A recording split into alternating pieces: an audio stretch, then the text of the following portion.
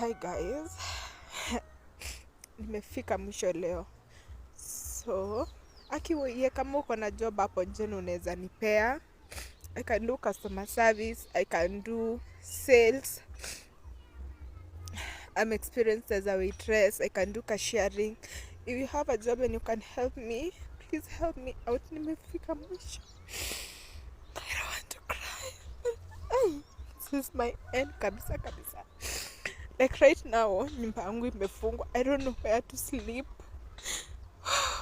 Just give me a job. That would be the greatest help. At least if I get a job, I can know how to I can work out my life in the next 2 months. Hata nimekuja kurekodi huku because I'm crying the whole day. Sina hata 1 bob. I literally have nothing to pay. Let me record it and I'm not crying. Sina hata 1 bob. I literally have nothing to pay. Let me record it and I'm not crying.